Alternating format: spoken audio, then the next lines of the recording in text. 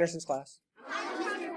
6.4 area and perimeter of complex shapes. Can you find it? Yes. All right. A complex figure is a shape that is made up of two or more what? Basic shapes. Basic shapes could be things like Triangle, rectangle, parallelogram. keep this up. Are these basic shapes? Yes. Do these two basic shapes make this complex shape? Yes. If I put an X in that shape and an X in that shape, am I identifying my basic shapes? Yes.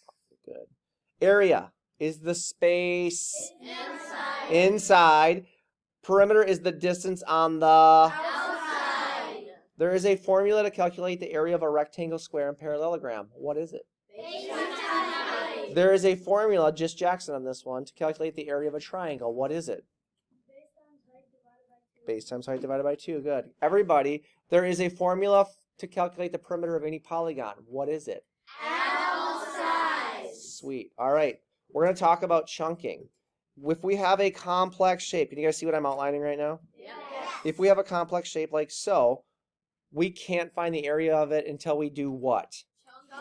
We need to chunk it, which means we need to break it into smaller shapes. So what we did is we broke it into this long rectangle and this fat rectangle, right? Yes. And so we found the area of this long rectangle by using the base, which was, 2. and the height, which was 10. 10. So that's right there. We found the area of this fat triangle by using the base, which was 6, right? 6, not 8. This 8 actually covered this whole bottom, right? And the height, which was what? 7. And then we added those together, and that's how we found the area, right? Yes. Also, remember, we found the perimeter by adding up all of the sides. But do you remember this missing side? Remember when I did not actually give you the 3? Yes. Did you have to figure out what it was?